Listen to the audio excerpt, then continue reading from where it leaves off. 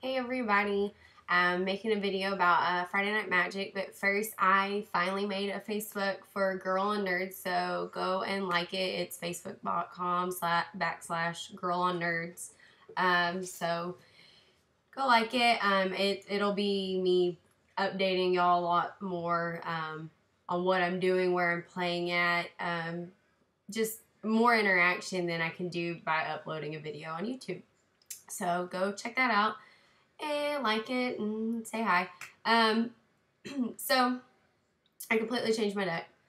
I'm running a Golgari Deathtouch deck. I completely built it by myself, so I was really proud of myself. And it didn't do that well though. I went 1-4, but my games were pretty close. The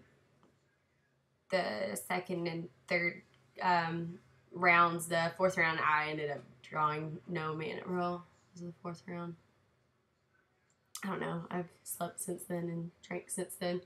But my deck has also changed since what I played. So I'll give you an idea of what I was running. Yeah.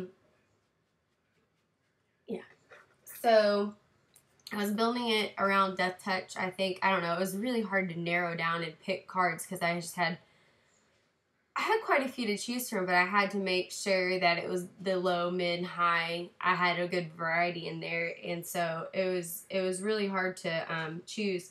Some of the cards that I have in there now that I still have in there are I have 2 Ultimate Prize. I had 3 Golgari key runes. And they came in a lot of handy with mana, because sometimes I didn't draw any forests and I needed them. I added another one in there. I had a playset of Typhoid Rats, and I only had 1 Vraska, and so I texted the guy up there and I was like, hey, need 3 more. And when I got there, he only had 2, so I could only run 3 in my deck. And then I had a playset of Vampire Nighthawk.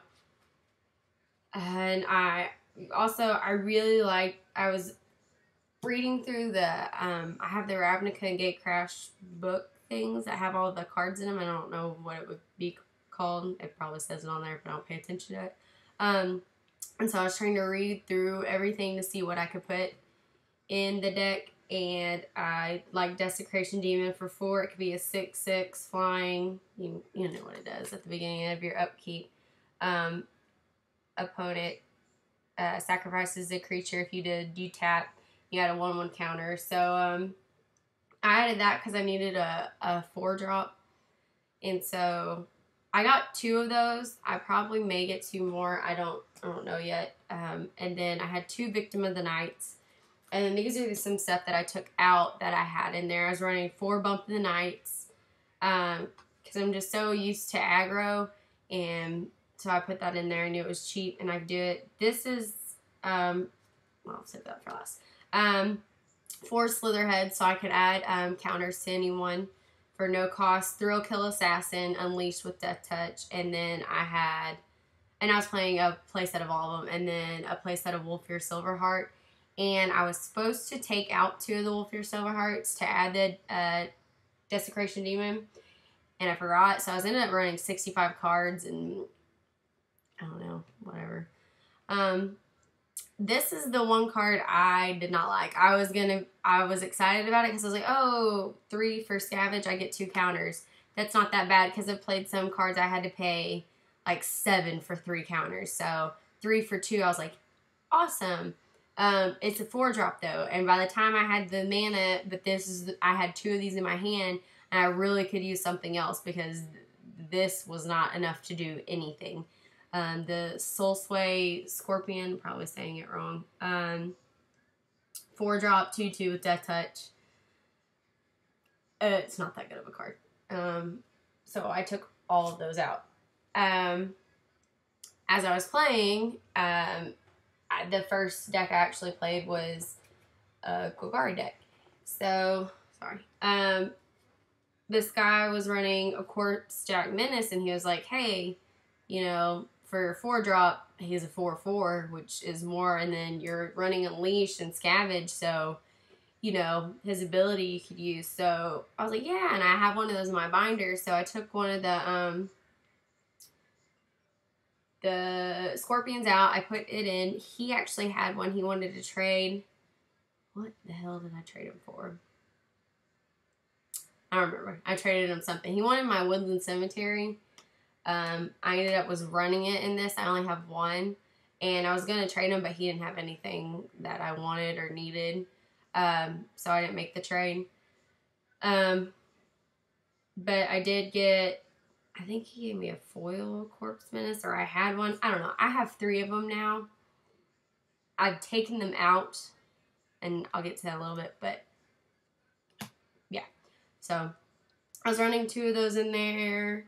Yeah, and that's it for the stuff that I took out.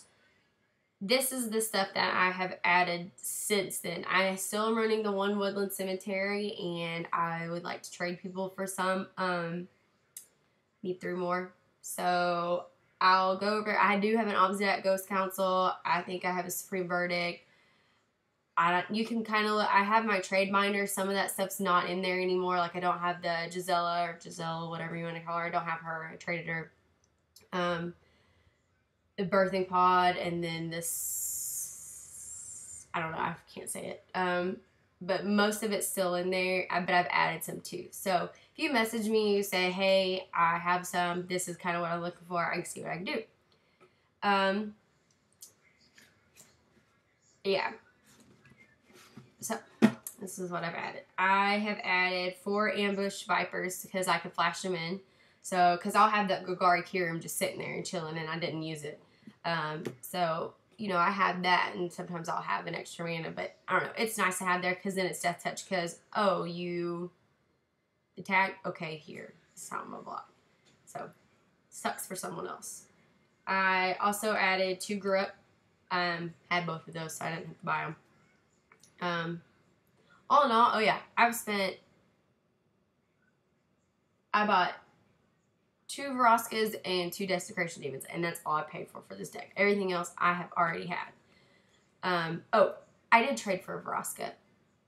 I traded Veroska and the Corpsejack Menace, but I can't remember for the life of me what I traded for.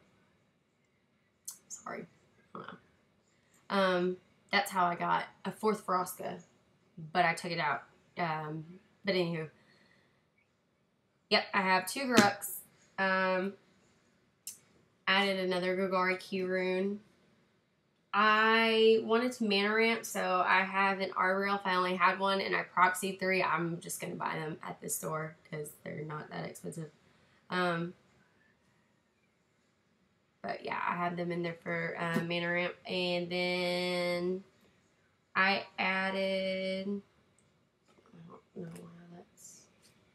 I don't know. I added 2 Rancors. I had 4, but to get some stuff, I took 2 of them out. But I have 2 Rancor in there.